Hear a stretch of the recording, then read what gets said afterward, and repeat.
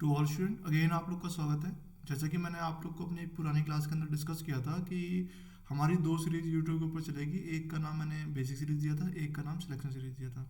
तो आज हमारा सिलेक्शन सीरीज का फर्स्ट डे है और आज से हम लोग मशीन को स्टार्ट करेंगे। ये सारे क्वेश्चंस एग्जाम के पॉइंट ऑफ व्यू से एब्सोल्युटली इम्पोर्टेंट है और जो क्लास है वो दोनों जेई और एई ओरिएंटेड दोनों है। जहाँ जहाँ पे एई टाइप के क्वेश्चंस आएंगे मैं आप लोग को बताते हुए चलूंगा कि ऐसे क्वेश्चंस आप लोग एई में एक्सपेक्ट कर सकते हैं, जेई के अंदर एक्सपेक्ट नहीं कर सकते हैं। चलिए क्लास को शुरू करते हैं। क्लास जैसे भी लगेगी आप लोग जरूर रिकमेंड कीजिएगा और अपने कंसेप्ट को और ज़्यादा इंप्रूव करने के लिए और मेरी तरह हर एग्जाम में ऑल इंडिया रैंक 1 लाने के लिए जो भी मैं क्लासेस करवा रहा हूँ उसको जरूर ध्यान से अटेम्प्ट कीजिए और बेसिक हो या एडवांस सीरीज हो दोनों को क्लियर कीजिए। चलिए स्टार्ट करते हैं अपनी क्लास को। फर्स्ट क्वेश्चन देखिए यहाँ पे,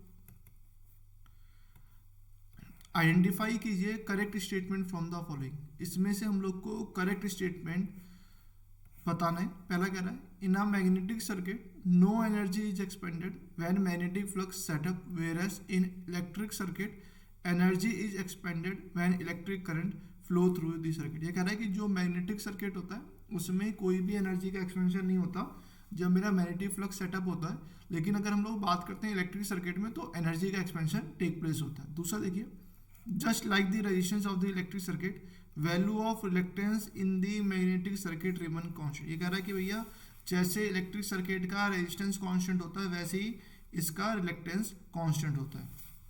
तीसरा देखिएगा, magnetic flux can not B set up in the non magnetic material just like the electric current can not flow in the perfect insulator.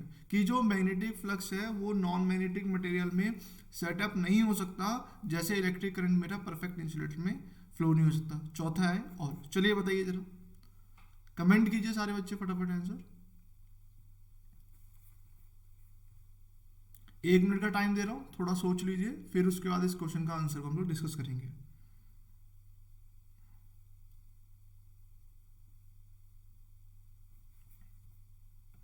I hope आप लोगों ने आंसर को सोच लिया होगा। देखिए ये जो क्वेश्चंस है या जो आज का हम लोग टॉपिक है, हम लोग इलेक्ट्रोमैग्नेट्स को स्टार्ट करेंगे, फिर इलेक्ट्रोमैग्नेट्स करेंगे, फिर ट्रांसफॉर्मर, फिर ऐसे ऐसे करके हम लोग आगे बढ़ेंगे।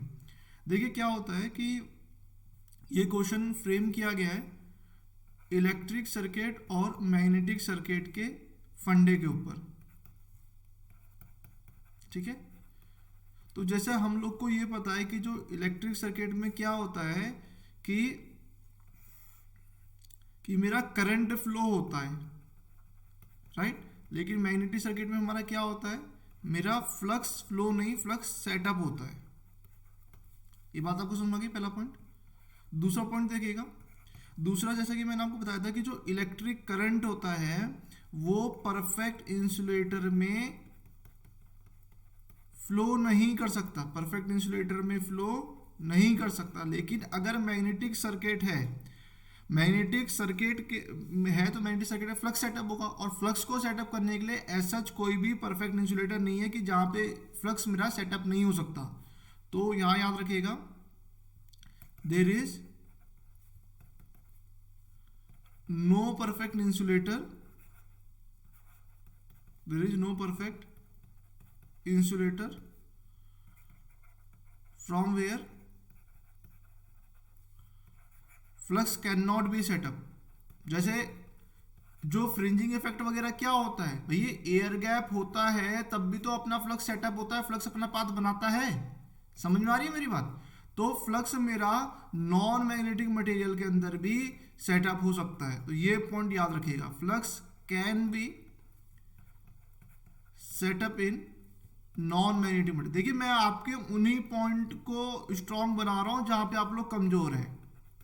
Is this clear. तो मैग्नेटिक सर्किट के लिए कोई भी परफेक्ट इंसुलेटर नहीं होता है, ठीक है। जैसा कि हमें पता है कि इलेक्ट्रिक सर्किट में जो रेजिस्टेंस होता है वो लगभग लगभग कांस्टेंट होता है, ठीक है, किसी भी मटेरियल का। और लेकिन जो इसके अंदर जो हमारा रिलक्टेंस होता है, मतलब एस, वो मेरा डिपेंड करता है on the value of B. Flux density के ऊपर डिपेंड करता है, क्योंकि हमें पता है जो फाई होता है वो क्या होता है, Ni/S होता है, ठीक है। तो यहाँ पे S कांस्टेंट नहीं होता, डिपेंड करता है वैल्यू ऑफ B, और ये किसके ऊपर डिपेंड करेगा फर्दर, म्यू आर के ऊपर डिपेंड करता है, ठीक है। यहाँ से आप लोग रिलेशन निकाल सकते हैं। तो S क्या होता है, L/μ0 म्यू आर इंटू में A होता है, ठीक है। आई होप ये पॉइंट आप सबको पता है। तो यहाँ पे S डिपेंड करता है, कांस्टेंट नहीं होता। ये डिसिमिलरिटीज होती है, आप लोग ने सिमिलरिटीज तो पढ़ रखा है, ठीक है, कि इलेक्ट्रिक सर्किट और मैग्नेटिक सर्किट के अंदर में क्या क्या सिमिलरिटीज होती हैं, बट डिसिमिलरिटी नहीं पढ़ रखी। देखिए आगे पॉइंट देखिए, जब भी इलेक्ट्रिक करंट फ्लो होता है, आप सभी को पता है क्या होता है, हीट जनरेट होती है। और हीट जनरेट का मतलब क्या होता है कि एनर्जी एक्सपेंड कर रही है, ठीक है। लेकिन वहीं पे अगर हम लोग मैग्नेटिक सर्किट की बात करें तो इसके अंदर फ्लक्स सेटअप होता है, ठीक है। इसका मतलब क्या हुआ कि एक बार फ्लक्स सेटअप हो गया ना, तो इसमें कोई भी एनर्जी का एक्सपेंशन नहीं है, no energy expansion is there.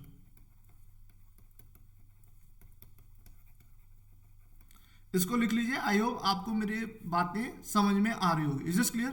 तो ये जो डिसिमिलरिटीज के पॉइंट थे इलेक्ट्रिक सर्किट और मैग्नेटिक सर्किट में, इसके ऊपर एग्जामिनर बहुत अच्छे से क्वेश्चन फ्रेम कर सकता है। और जो भी मुझको लगता है कि यार ये पॉइंट आप लोगों को नहीं पता होंगे या किसी टीचर ने नहीं बताया, मैंने वही पॉइंट को यहाँ पे डिस्कस किया है ताकि आपका कंसेप्ट और ज़्यादा अच्छा हो जाए। आई होप आपको ये बातें समझ में आ गई होंगी। किसी को डाउट होगा तो आप लोग पूछ लीजिएगा। थोड़े दिन रुक जाइए, मेरे एक बार वाईफाई सेटअप वगैरह हो जाए तो फिर मैं क्लासेस को बिगिन कर दूंगा, लाइव क्लास को, ठीक है। तो देखिए in a magnetic circuit no energy is expended, बिल्कुल सही बात है। लेकिन इलेक्ट्रिक सर्किट में एनर्जी एक्सपेंड होगा क्योंकि हीट डिसिपेट होगी, राइट। तो ये तो ट्रू हो गया।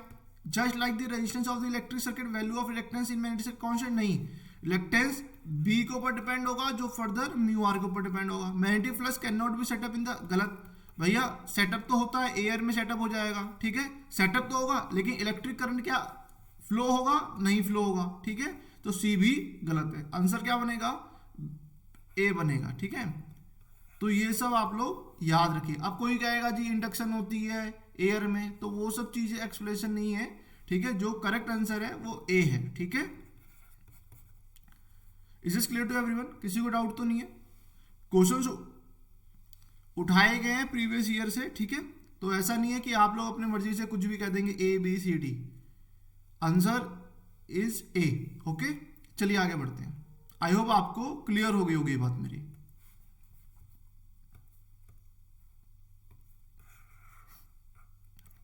Calculate the total reluctance of the below circuit. ये कह रहा भैया ये जो सर्किट दिया हुआ है इसका टोटल रिलक्टेंस बताना, मतलब टोटल एस बताना है। गिवन डेट क्या क्या दिया इसने, H1 दिया है मुझको 2 एम्पियर टर्न पर मीटर, H2 दिया है 4 एम्पियर टर्न मीटर, H3 दिया है 1 एम्पियर टर्न मीटर, Hg दिया है 2 एम्पियर टर्न मीटर, और L1 है 0.5 लेंथ है, मतलब L2 1 metre, L3 0.5, Lg 0.25। The notation है the standard meaning, flux phi इन्होंने दे रखा है कितना, 0.5 वेबर। चलिए मैं इसको थोड़ा सा बड़ा कर देता हूं ताकि आप लोग देख पाए अच्छे से। चलिए सॉल्व कीजिए फटाफट, 1 मिनट का टाइम दे रहा हूं, फटाफट सॉल्व कीजिए।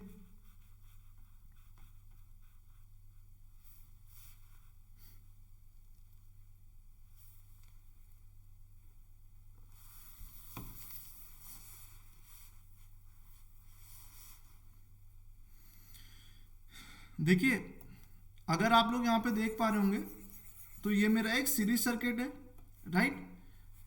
करंट फ्लो हुआ, इस करंट ने अंदर ही साइड करंट है, इस करंट ने फ्लक्स को सेटअप किया। फ्लक्स किस साइड में सेटअप होगा बताइए जरा, क्लॉकवाइज डायरेक्शन में फ्लक्स सेटअप हो गया, राइट। अब जो टोटल रिलक्टेंस है वो क्या होगा,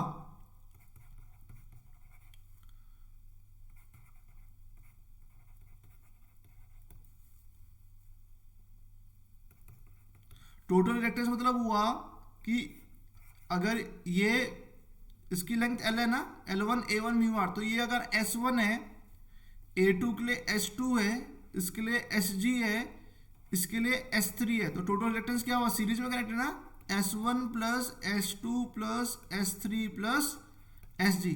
फटाफट सॉल्व कीजिए।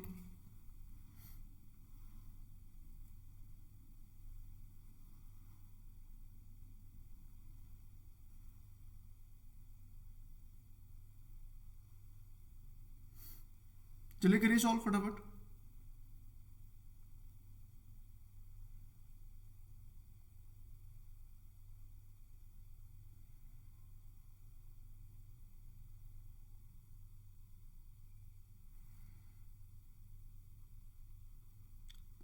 हो गया, चलिए देखिए कैसे होगा। इसने H1 H12 दिया ना, तो यहां से हम लोग देखिए, हम लोग ऐसे भी समझ सकते हैं,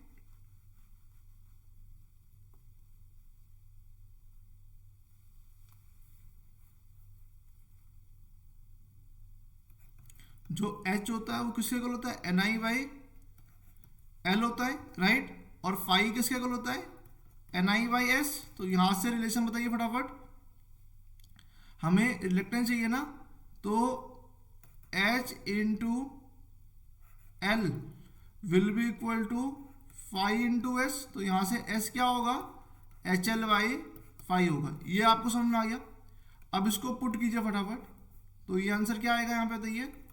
this will become 1/5 common H1L1 plus H2L2 plus H3L3 plus HG into में LG। एक बार फटाफट देख लेते हैं कितनी वैल्यू, 2 4 3 2। तो इसको रखिएगा 1/0.5, 2 4 3 2, और कितना ये दिया है 0.5, 1 0.5 0.25। एक और के कलर चेंज कर लेते हैं, 0.5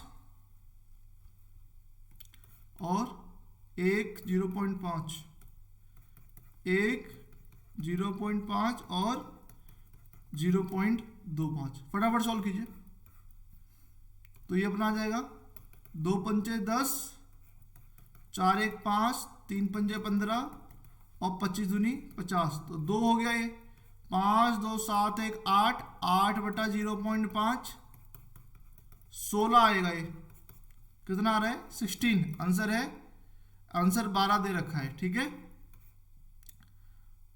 तो 2 4 1 2 2 4, अच्छा ये 1 है, रुकिए 1 मिनट, ये 1 है, रुक जाइए 1 मिनट। यहाँ पे 1 करिएगा तो 1 होगा तो 0 होगा, ठीक है। 0 होगा तो ये 1 बनेगा। 5 है 7 7, 5 दूनी 10, तब भी 14 ही आएगा, ठीक है। तो आंसर तो नन बन रहा है। कैलकुलेशन को चेक कर लीजिएगा, आंसर क्या बन रहा है इसका, नन बन रहा है, ठीक है। आई होप आपको बातें समझ में आ गई। देखिए क्या किया हम लोगों ने कुछ नहीं किया। हमें 2-3 चीजें पता है। फाई होता है हमारा Ni/S होता है, राइट। S हमें पता है L/में μ0 μr इंटू ए होता है, और H क्या होता है, Ni/L होता है। तो यहां से हम लोग ने रिलेशन निकाल दिया। तो अगर यहां से लिखेंगे तो क्या लिखेंगे, phi into S equal to H into L, ठीक है। इसको और इसको कंपेयर कर रहे हैं, और यहां से S क्या आएगा, HL/फाई। तो सीरीज में हम ये सर्किट कनेक्ट है, तो क्या लिखेंगे, H1L1 अपॉन में फाई प्लस H2L2 अपॉन में फाई प्लस H3L3 अपॉन में फाई प्लस HGL3 अपॉन में फाई। आई होप आप सभी को समझ में आ गया होगा, राइट। चलिए आगे बढ़ते हैं। ये क्वेश्चन देखिए, calculate the total MMF required. अब पिछले में रिलेक्टेंस पूछा, इसमें MMF पूछ रहा है, required by the below figure provided 511 weber है। अच्छा ये कह रहा है नेट MMF बतानी है। क्या क्वेश्चन में दिया है, φ1 मेरा 1 वेबर है, φ2 मेरा 0.5 वेबर है, φ3 मेरा 0.5 वेबर है, S1 2 एम्पियर टर्न पर वेबर है, H2 4 एम्पियर टन पर वेबर है और H3 मेरा 4 एम्पियर टन पर वेबर है। फटाफट बताइए टोटल रिएक्टेंस कितना होगा, 1 मिनट का टाइम है।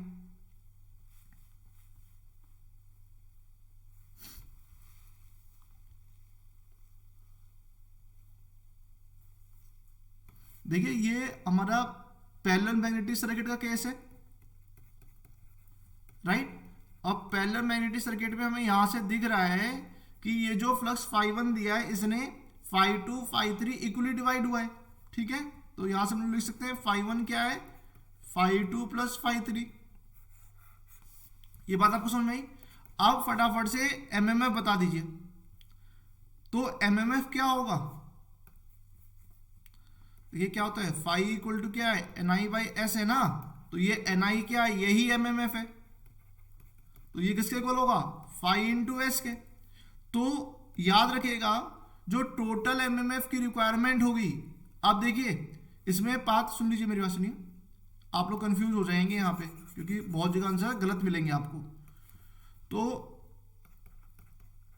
टोटल एमएमएफ क्या होगा, MMF required for path B A, B से ए जाने में MMF for B A plus ये दोनों पैरेलल में आ गए तो या तो आप ए एफ ई बी का एमएमएफ जोड़ दीजिए या ए डी सी बी का जोड़ दीजिए, ठीक है। क्या करना है, MMF for A F E B और MMF for A D C B, दोनों प्लस नहीं होंगे। ये नहीं कर देना कि आपको इसका भी जोड़ देना है, इसका भी जोड़ देना है, इसका भी जोड़ देना है, नहीं, ये गलत हो जाएगा। आपको मेरी बात समझ में आ रही है।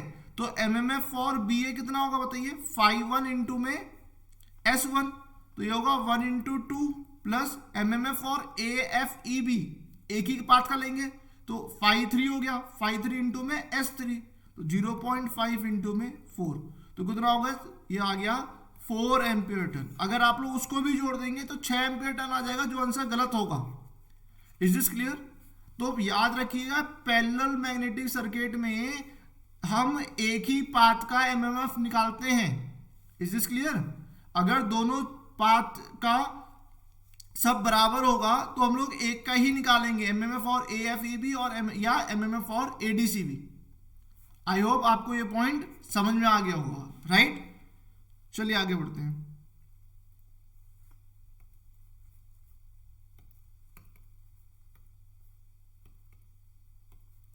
ये देखिए, find out the leakage coefficient from the following detail. ये कह रहा है भैया लीकेज कोफिशिएंट बताना है।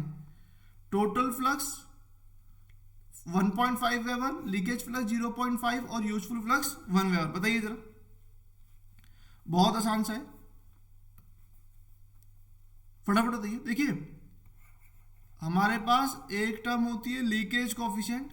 जब मेरा फ्लक्स वगैरह लीक करेगा तो उसको लीकेज कोफिशिएंट कहेंगे। लीकेज कोफिशिएंट ऑफ फ्लक्स होता है बेसिकली, इसको हम लोग लैम्डा से डिनोट करते हैं। ये किसके इक्वल होता है, टोटल फ्लक्स अपॉन में यूजफुल फ्लक्स। तो टोटल फ्लक्स कितना दिया इन्होंने 1.5, यूजफुल फ्लक्स कितना है 1, तो आंसर कितना बनेगा 1.5। Is this clear. तो कितना आएगा, लीकेज कोफिशिएंट कितना आएगा 1.5 आएगा।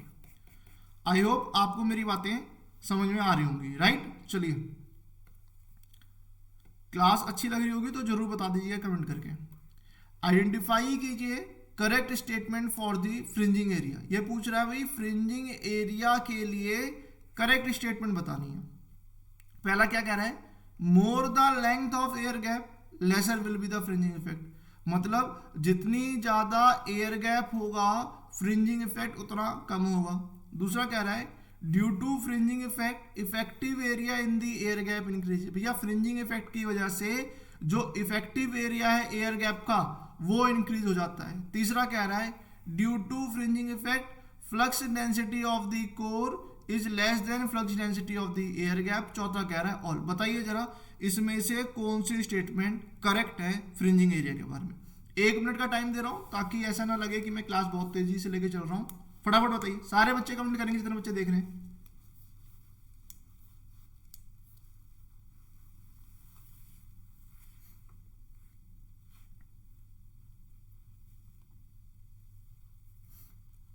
देखिए एक पहले समझ लीजिए, एक फ्रिंजिंग टर्म होती है। फ्रिंजिंग टर्म होती क्या है इसको समझिए पहले। देखिए फ्रिंजिंग टर्म मतलब ये होती है कि अगर हमारे पास कोई भी कॉइल है, कोई भी सर्किट है और उसके बीच में गैप है, और जब मेरा फ्लक्स सेटअप होगा तो जब ये फ्लक्स इससे बाहर आएगा तो ये थोड़ा ऐसा शेप बनाएगा। इसको हम लोग कहते हैं फ्रिंजिंग इफेक्ट। क्या कहते हैं? Fringing effect. आपको बात समझ में आ गई?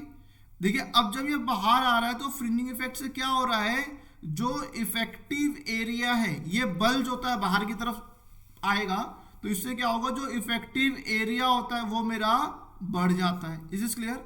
और हमें पता है, हम लोग को ये भी पता है कि जब मेरा इफेक्टिव एरिया बढ़ता है तो हमें पता है फाई क्या होता है, बी इंटू ए। तो एरिया बढ़ेगा तो जो फ्लक्स डेंसिटी है वो क्या होगी, कम हो जाएगी। तो ये भी पूछ सकता है फ्रिंजिंग इफेक्ट में फ्लक्स डेंसिटी पे क्या फर्क पड़ता है। तो याद रखिएगा फ्लक्स डेंसिटी क्या हो रही है, मेरी घट रही है। दूसरी चीज ये याद रखिएगा, ये फ्लक्स डेंसिटी किसकी बात हो रही है, किसकी बात हो रही है फ्लक्स डेंसिटी, ये कोर की बात हो रही है। किसकी बात हो रही है, कोर की बात हो रही है। दूसरी चीज देखिएगा कि जो इफेक्टिव एरिया है वो मेरा बढ़ रहा है। इतनी बात सबको समझ में आई? एक पॉइंट और याद रखिएगा फ्रिंजिंग इफेक्ट में, कि जो मेरा फ्रिंजिंग इफेक्ट होता है वो मेरा डायरेक्टली प्रोपोर्शनल होता है लेंथ के। इसका मतलब क्या हुआ, इसका मतलब ये हुआ कि जैसे जैसे लेंथ मेरी बढ़ेगी फ्रिंजिंग इफेक्ट भी मेरा बढ़ेगा। आपको ये बातें क्लियर हुई? प्लीज से यस और नो, प्लीज से यस और नो। ठीक है, एक मिनट रुकिएगा, ये मैंने क्या बताया आपको, हाँ ये तो इसमें सेटअप हो रहा है ना, तो एयर गैप का मेरा कम हो जाएगा। This is for air gap ना, क्योंकि एयर गैप में सेटअप हो रहा है। ठीक है, हाँ चलिए इतनी बात सबको समझ में आई? तो क्या कर रहा है, आइडेंटिफाई करना है करेक्ट स्टेटमेंट। तो करेक्ट स्टेटमेंट देखिए, अब देख लेते हैं एक बार। More the length of air gap lesser will be the fringing effect. अच्छा जी, जितना ज्यादा एयर गैप होगा उतना कम फ्रिंजिंग इफेक्ट होगा, गलत हो गया। Due to fringing effect effective area in the air gap increase, ये सही है। Due to fringing effect flux density of core is less than flux density of air gap, ये गलत हो जाएगा। कोर की फ्लक्स डेंसिटी मेरी बड़ी होगी कंपेयर टू एयर गैप। ठीक है, तो आंसर क्या बनना चाहिए, बी बनना चाहिए। किसी को डाउट है तो पूछ सकता है। ठीक है, आई होप ये पॉइंट भी आप लोग का क्लियर हो गया होगा। तो फ्रिंजिंग इफेक्ट को लेके जितने क्वेश्चन बन सकते हैं मैंने करवा दिए हैं, आपको इससे ज्यादा क्वेश्चन देखने को नहीं मिलेंगे। लेंथ का आपको इफेक्ट पता लग गया, एरिया पे इफेक्ट पड़ गया, बी के ऊपर आपको इफेक्ट पड़ गया। ठीक है, तो यही था, इसमें आगे बढ़ते हैं। क्वेश्चन देखिए,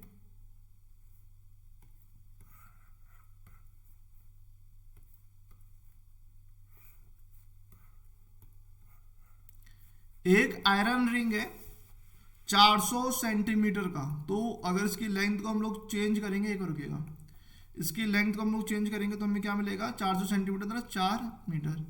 is made from round iron of cross section area, area कितना दिया हुआ है 20 गुणे 10 की power -4 metre square. Its permeability is mu r कितना दिया है 500 दे रखा है। उसके बाद if it is bound with N with 400 turn, N कितना दिया है 400 दे दिया। What current would be required, आई पूछ रहा है, to produce a flux, phi कितना प्रोड्यूस करना है 0.001।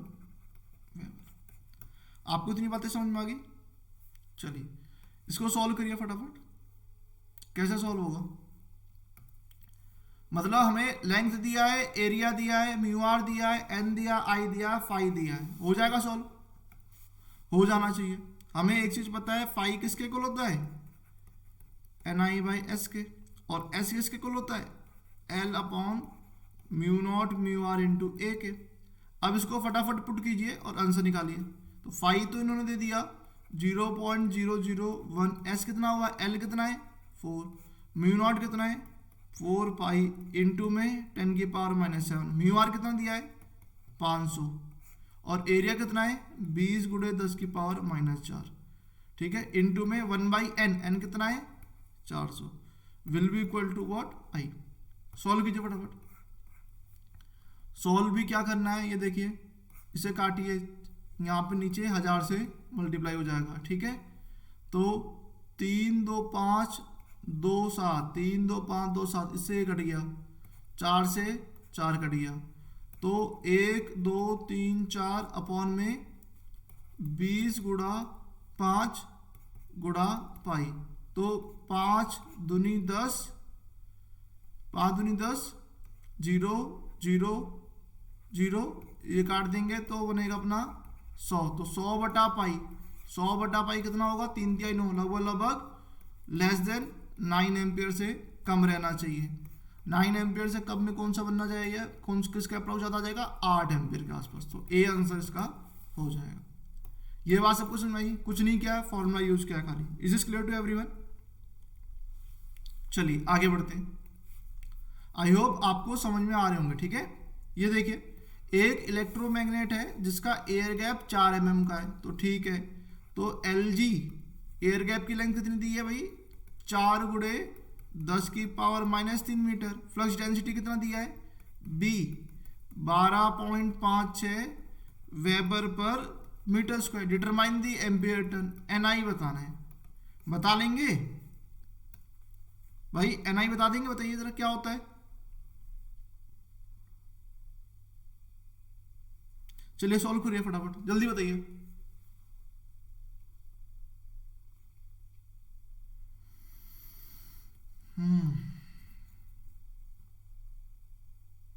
देखिए हमें पता है क्या होता है, H क्या होता है, Ni/L होता है ना, तो एम्पियर टर्न चाहिए होगा, तो मतलब Ni किसके इक्वल होगा, Hg इंटू Lg। तो भैया इसको सॉल्व करेंगे तो क्या होगा, Hg क्या होगा, Hg होगा Bg अपॉन में म्यू नॉट इंटू में Lg।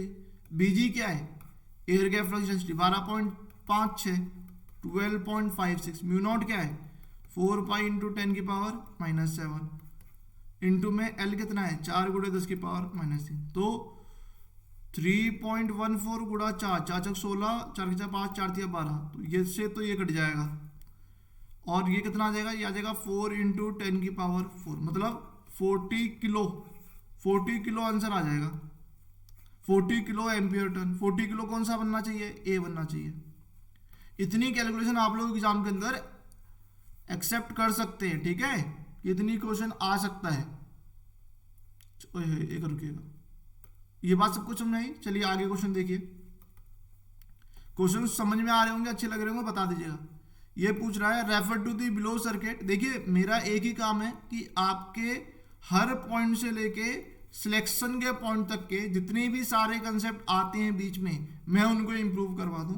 मैं चाहता तो मैं भी आईएएस के रिपीट, जेबी गुप्ता के रिपीट, यूथ के रिपीट करवा सकता हूं, बट इसको करने का कोई फायदा नहीं है। ये मैं मानता हूं खाली आप प्रैक्टिस के लिए कर सकते हैं, but this will not lead to your selection. अगर सिलेक्शन होता तो जो आपको मास्टर पढ़ा रहे हैं 20-20 हज़ार रुपए की जॉब कर रहे हैं, उनका ही सिलेक्शन हो गया होता, ठीक है। चलिए आगे बढ़ते हैं, बताइए बिलो सर्किट को रेफर कीजिए और आइडेंटिफाई कीजिए flux flowing through the path C. या ये है सी से कितना फ्लक्स जा रहा है ये बताना है। Given that cross section everywhere is 25 centimetre square, area भैया 25 सेंटीमीटर स्क्वायर है हर का। Flux in branches A and B is 1800, जो ए और बी में जो फ्लक्स है वो कितना है, वो मेरा 1800 है। फटाफट सॉल्व कीजिए और बताइए कितना आंसर आएगा।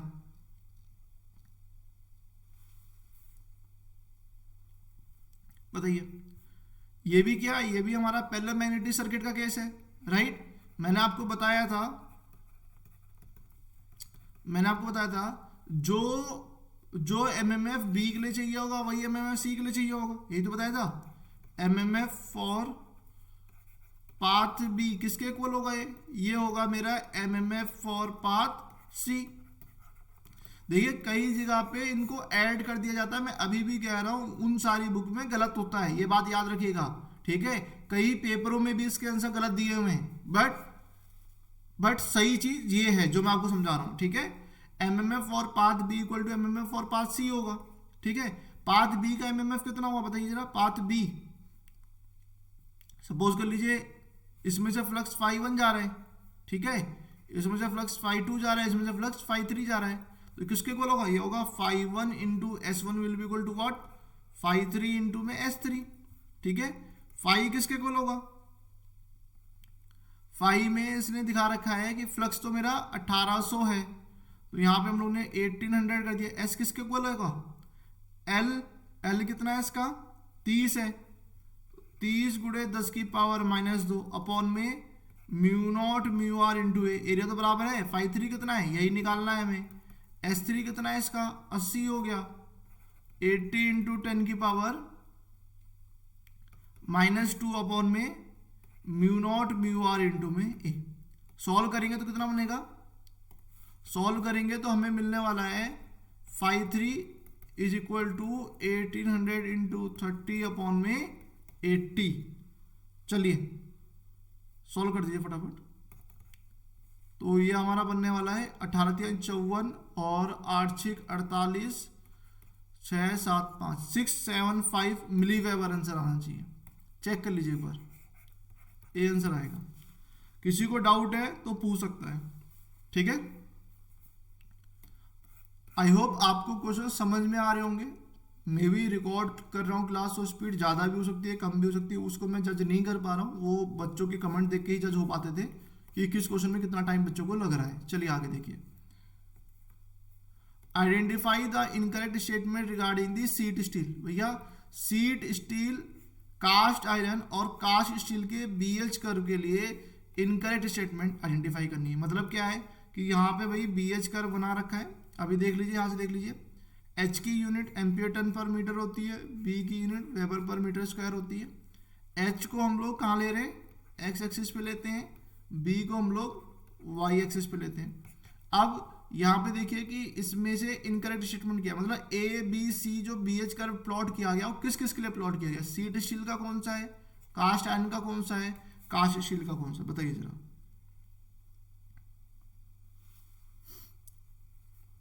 देखिए आपको ये सब पता है कि जो BH कर्व होता है नॉन मैग्नेटिक मटेरियल का,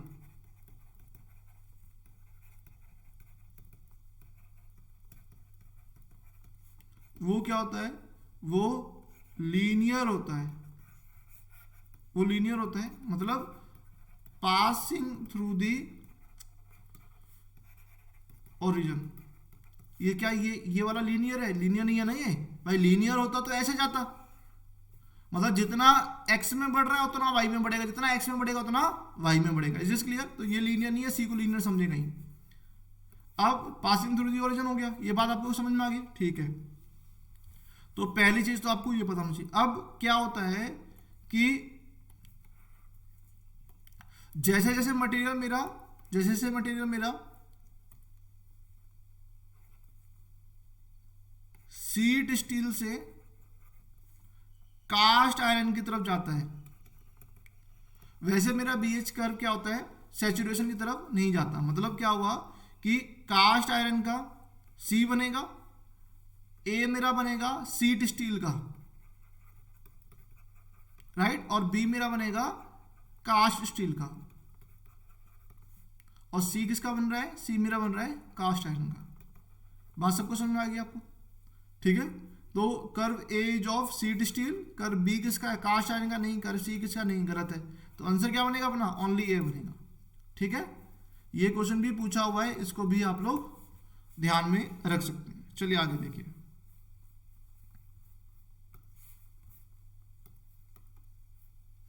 आइडेंटिफाई कीजिए correct statement regarding the BH curve from the following. BH curve के बारे में करेक्ट स्टेटमेंट बतानी है। पहला कह रहा है जो BH कर्व होता है नॉन मैग्नेटिक मटेरियल का, वो स्ट्रेट लाइन होता है लेकिन वो ओरिजिन से पास नहीं होता। दूसरा कह रहा है in BH curve on Y axis we take H and on X axis we take B as universal adoption. तीसरा कह रहा है जो BH कर्व होता है मैग्नेटिक मटेरियल का, वो जनरली नॉन लीनियर होता है which indicate relative permittivity of the material is not constant. बताइए जरा।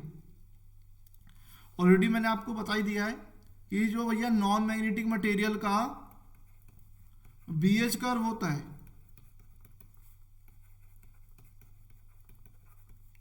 वो क्या होता है बताइए। नॉन मैग्नेटिक मटेरियल का मेरा जो BH कर्व होता है वो मेरा लीनियर होता है। और लीनियर के साथ साथ में लीनियर की डेफिनेशन ये होती है कि जो ओरिजिन से पास हो, स्ट्रेट लाइन जो मेरी ओरिजिन से पास हो उसको ही हम लोग लीनियर कहते हैं, ठीक है। इन बी एच कर्व, तो पहला तो गलत हो गया, in B H curve Y axis गलत है, ठीक है। B H curve of the magnetic material generally non linear, बिल्कुल सही है, क्योंकि सैचुरेशन हो जाता है। और सैचुरेशन क्यों होता है? क्योंकि जो म्यू आर होता है वो मेरा कांस्टेंट नहीं होता, ठीक है। Is this clear?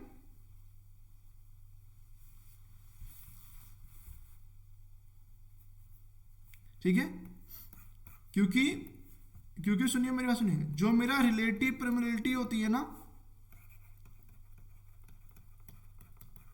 वो मेरी वेरी करती है मटेरियल टू मटेरियल, ठीक है। या आप ऐसे भी कह सकते हैं, जो रिलेटिव परमेबिलिटी होती है उसकी वैल्यू डिपेंड करती है फ्लक्स डेंसिटी के ऊपर।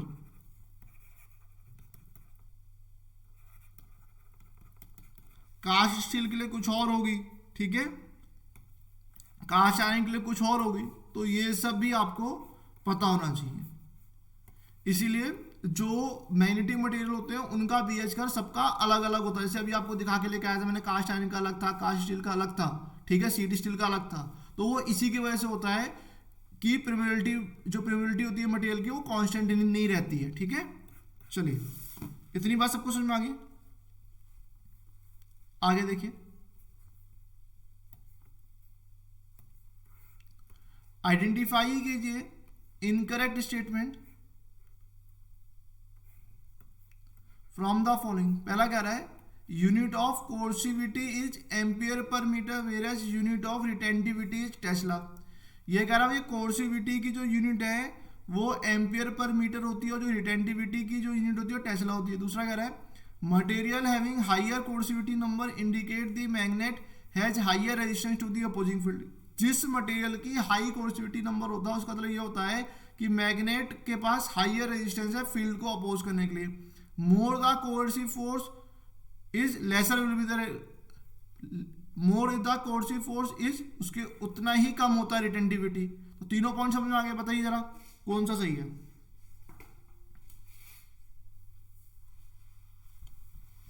बताइए फटाफट बताइए जरा। चलिए पॉज करके एक बार देख लीजिए, मैं समझा देता हूं। देखिए जो कोर्सिविटी होती है, कोर्सिविटी मतलब ये होता है कि जो मैग्नेटिक मटेरियल है, मैग्नेटिक मटेरियल कितना रेजिस्टेंस ऑफर कर रहा है, मैग्नेटिक मटेरियल कितना रेजिस्टेंस ऑफर कर रहा है। बात समझ में आई, ठीक है, to opposing external magnetic field, ये होता है कोर्सिविटी। जनरली क्या होता है, कोर्सिविटी नंबर होता है, तो जितना ज्यादा मेरा कोर्सिविटी का नंबर होगा उतना हाई मटेरियल का रेजिस्टेंस काउंट किया जाएगा और उतना ज्यादा वो क्या करेगा, अपोज करेगा। इसको लिख लीजिएगा स्टेटमेंट बना के, ठीक है। एक पॉइंट और सुनिएगा, जनरली पूछ रहा था कोर्सिविटी को हम लोग किस क्वाड्रेंट में डील करते हैं बीएच करके, तो इसको हम लोग सेकंड क्वाड्रेंट में डील करते हैं। इसको भी एक बार देख लीजिएगा। कोर्सिविटी की यूनिट वगैरह पूछ लेता है तो याद रखिएगा जो इसकी एसआई यूनिट होती है वो होती है एम्पियर पर मीटर। क्या होती है, ampere per metre. Is this clear, ठीक है। एक पॉइंट और याद रखिएगा, जो भी मेरे हार्ड मैग्नेटिक मटेरियल होते हैं ना उनका हाई कोर्सिव नंबर होगा या हाई कोर्सिव फोर्स होगा, और सॉफ्ट के लिए लेस रहेगा या लो कोर्सिव फोर्स रहेगा या नंबर रहेगा। ऐसे ही जो हार्ड मैग्नेटिक मटेरियल होते हैं उनका क्या होता है, उनका मेरा हिस्टैरिसीस लूप मेरा बड़ा होगा और सॉफ्ट वाले के लिए छोटा। ये पॉइंट भी आप लोग याद रख सकते हैं। अब बात कर लेते हैं रिटेंटिविटी की। रिटेंटिविटी क्या होती है, भैया रिटेंटिविटी मतलब ये होता है कि किसी भी मटेरियल की पावर कितनी है रेसिडुअल मैग्नेटिज्म को स्टोर करने की, रिटेन करने की, उसको रिटेंटिविटी कहते हैं। जिनको नहीं पता एक लाइन में मतलब समझ लीजिए, रिटेंटिविटी मतलब क्या होता है, किसी भी मटेरियल की पावर, किसी भी मटेरियल की power to retain its residual magnetism.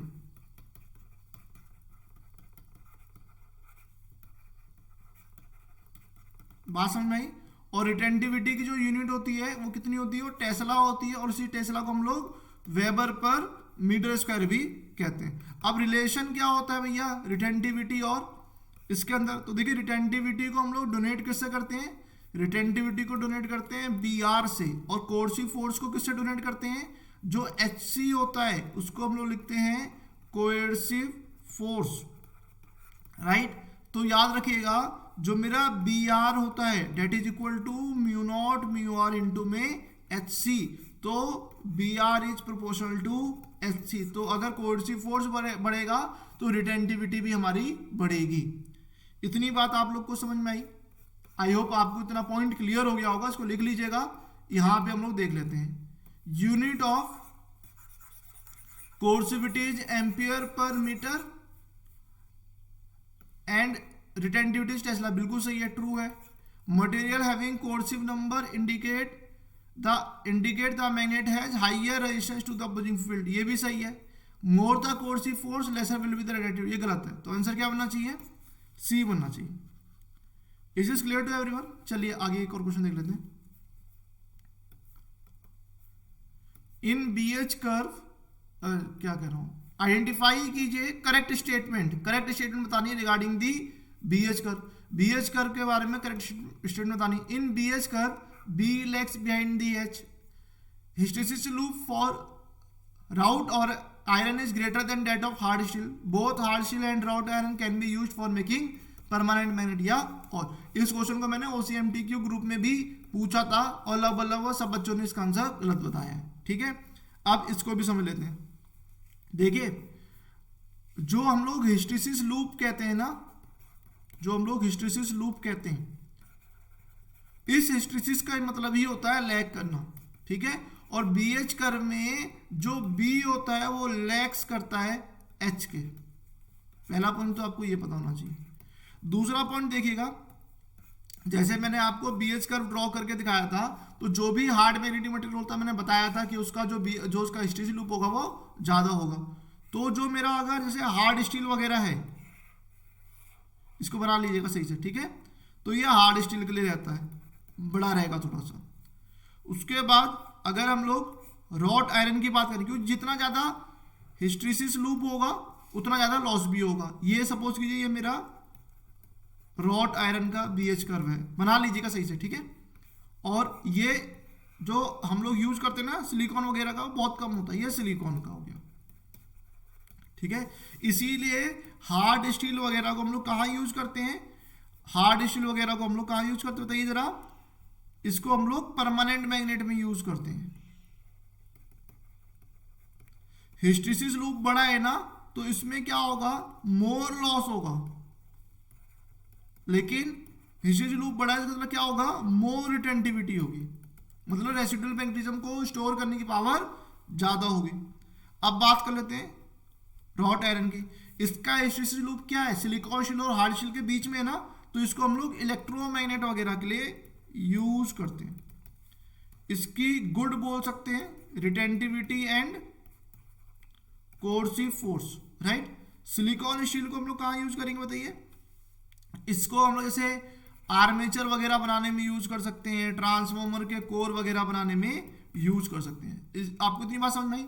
अब एक बार देख लेते हैं, hysteresis loop for wrought iron is greater than that of hard steel, गलत है भैया। हार्ड स्टील तो परमानेंट मैग्नेट के लिए होता है, ये किसके लिए यूज होता है, इलेक्ट्रोमैग्नेट के लिए यूज होता है ना, तो इसका तो हिस्टेरिसिस लूप वैसे ही कम होगा। तो पहला सही है, दूसरा गलत है। तो पहला तो सही है हमारा, दूसरा गलत है, और बोथ हार्ड स्टील गलत है। भैया रॉड टायर मेरा इलेक्ट्रोमैग्नेटिकली यूज होता है। आंसर क्या होना चाहिए इसका? ए होना चाहिए। Is this clear to everyone? ठीक है, आई होप आपको मेरी क्लास समझ में आई होगी। कमेंट करके जरूर बताइएगा, और किसी क्वेश्चन में अगर डाउट होगा तो भी जरूर बताइएगा। Bye everyone, thank you so much. मिलते हैं आप लोग से अपनी अगली क्लास में। और इसके अलावा किसी भी बच्चों को किसी भी तरह का डाउट होता है, क्लास समझ में नहीं आती है और समझ में नहीं आ रहा कैसे स्ट्रगलिंग फेज पार करें, तो इस नंबर पर कॉन्टैक्ट कर सकते हैं 9997658988। ठीक है,